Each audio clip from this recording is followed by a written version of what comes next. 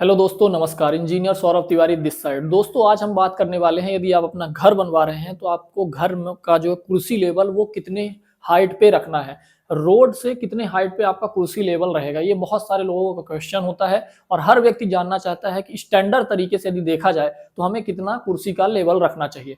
तो अभी तक हमने जितने भी प्रोजेक्ट किए हैं और जो भी हमें एक्सपीरियंस है उसके साथ मैं आपको बता रहा हूँ। ये वीडियो यदि आप पूरा देख लोगे उसके बाद घर का कुर्सी का लेवल क्या आइडियल होना चाहिए आप जान जाओगे और कभी आपको परेशानी नहीं आएगी। सो सबसे पहली बात ये डिपेंड करता है कि आपके यहाँ की रोड कैसी है। यदि आपके यहाँ की रोड, अभी आप ऐसी जगह पे प्लॉटिंग पे अपना प्लॉट या घर बनवा रहे हैं जहां पे अभी आपकी रोड कच्ची है, यदि आपकी रोड कुछ भी नहीं बनी है, नॉर्मल रोड है, पीसीसी भी नहीं है, बिल्कुल नॉर्मल रोड है, मतलब डस्ट रोड है।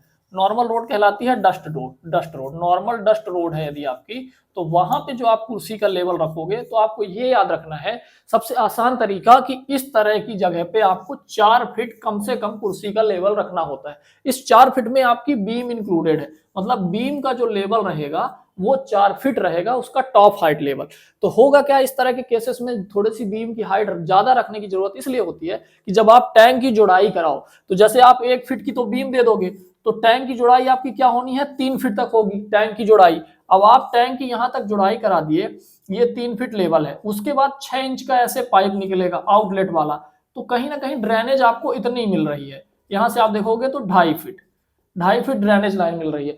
तो ये जो 6 इंच का पाइप आउटलेट निकलेगा टैंक का और कुर्सी का लेवल 4 फीट, तो 2.5 फीट मिलेगा। ये बहुत जरूरी होता है जो कच्ची रोड है, जहां नई प्लॉटिंग पे आप घर बनवा रहे हो, ताकि ड्रेनेज का जो आपका पोर्शन है ना आउटलेट का, वो थोड़ा ऊपर रहे। बाद में सबसे ज्यादा समस्या लोगों को क्या जाती है कि उनका पोर्च यदि डाउन है तो ये ड्रेनेज पाइप भी बहुत डाउन होती है, तो कभी यदि नाली भरती है, चोक होती है, तो उस केस में क्या होता है, इनका पानी, टैंक का पानी ही बाहर नहीं जा पाता, और ये जितने भी बाकी आप पाइप निकालोगे आउटलेट के लिए, जो भी आप पाइप निकालोगे वॉशरूम का, किचन का, वो सारे जो पानी है वहीं पे चोक हो जाता है और पूरा पानी रिटर्न आपके घर में आने लगता है। ये सबसे बड़ी समस्या होती है।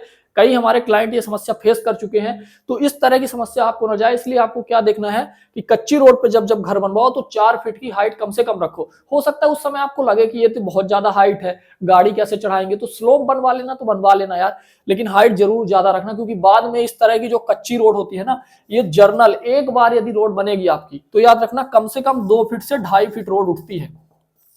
एक बार जब ये पीसीसी या आरसीसी होगी तो 2 से 2.5 फीट उठेगी। उसके 10 साल बाद फिर यदि नगर पालिका है, नगर निगम है, तो नियम के अनुसार जब बनेगी तो फिर उसके बाद ये 6 इंच उठती है, या ज्यादा से ज्यादा 8 इंच उठती है, या बहुत ज्यादा उठी तो 10 इंच।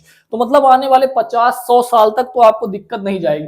और यदि आपको लग रहा है कि ये 4 फीट भी कम है, इससे कम तो रखो ही नहीं कच्ची रोड पे, यदि नई प्लॉटिंग पे घर बनवा रहे हो, लेकिन उससे ज्यादा भी लग रहा तो इससे आप ज्यादा ले सकते हो। यदि मान लो आप 5 फीट ले रहे हो या 5 फीट से ज्यादा ले रहे हो, उस केस में नीचे ग्राउंड बीम तो डालना ही है। ग्राउंड बीम के साथ साथ जब आप प्लिंथ होता है ना, तो लोग बाग प्लिंथ बीम में क्या करते हैं कि आउटर में डाल देते हैं डीपीसी, लेकिन जब आप 4 फीट से ज्यादा की कुर्सी उठा रहे हो तो नीचे ग्राउंड बीम के साथ साथ जो ग्राउंड बीम रहेगी उसके साथ प्लिंथ बीम में भी आपको प्रॉपर 9 इंच की या 1 फीट की बीम देनी है, क्योंकि वहां पे आप ब्रिक वर्क करवा रहे हो 3 फीट 4 फीट। तो उस केस में आपको जरूर ये याद रखना है कि फिर ग्राउंड बीम और प्लिंथ बीम दोनों दीजिए, यदि आप 4 फीट से ज्यादा उठा रहे हैं कच्ची रोड में। यदि आपका घर किसी ऐसी जगह पे है जो नगर निगम है और वहां पहले से ही रोड आरसीसी या पीसीसी बनी हुई है, ये दूसरा केस है। उस केस में आपको क्या करना है, जैसे मान लीजिए आरसीसी या पीसीसी रोड आपकी बनी हुई है, उस केस में आपको क्या करना है कि ऐसे केस में आपको अपने घर की जो हाइट है वो 2 फीट से 2.5 फीट ही मात्र उठवानी है।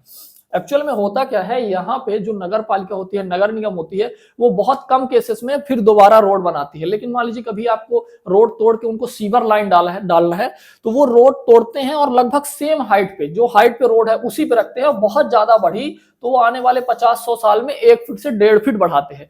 तो यदि आपका 1-1.5 फीट भी अभी बच रहा है रोड बनाने के बाद, तो इसमें स्लोप अच्छे से आ जाएगा और कार और खड़ा करने में आपको बहुत आसानी होगी। अब लोग बाग कई बार क्या गलती करते हैं कि यहाँ पे जहां पे आरसीसी और पीसीसी नगर निगम रोड पहले से है, वहां पे क्या करते हैं लोग बाग, ज्यादा हाइट की कुर्सी बनवा लेते हैं। मतलब जब वो बीम डालेंगे तो उन्होंने 3 फीट पे डलवा दिया। अब मैं खुद ही अभी एक विजिट में गया था, वहां पे हमारे एक मित्र रहते हैं, उनके घर के जस्ट सामने जिन्होंने घर बनवाया है, उन्होंने क्या किया कि उस रोड पे जो आरसीसी रोड थी उसके ऊपर 3 फीट कुर्सी करवा दी बीम की। अब उनका ये केस हो चुका है कि रोड तो पहले से ही छोटी थी, तो वो रोड में तो स्लोप बढ़ा नहीं सकते। अब वो अपने घर में ना तो कार खड़ा कर पा रहे हैं और ना ही बाइक खड़ा कर पा रहे हैं। उनकी सबसे बड़ी ये समस्या है। तो इसीलिए उनको फिर अपने उसी में ही स्टेप देने पड़े पोर्च के अंदर, तब जाके वो सीढ़ी के अंदर जा पा रहे हैं घर के। तो यदि आप इस तरह की रोड पे हैं जहां नगर निगम नगर पालिका पहले से ही है, पहले ही डेवलपमेंट है, आरसीसी पीसीसी रोड बनी हुई है, तो उस केस में आप 2 फीट ज्यादा से ज्यादा 2.5 फीट उठवाइए कुर्सी।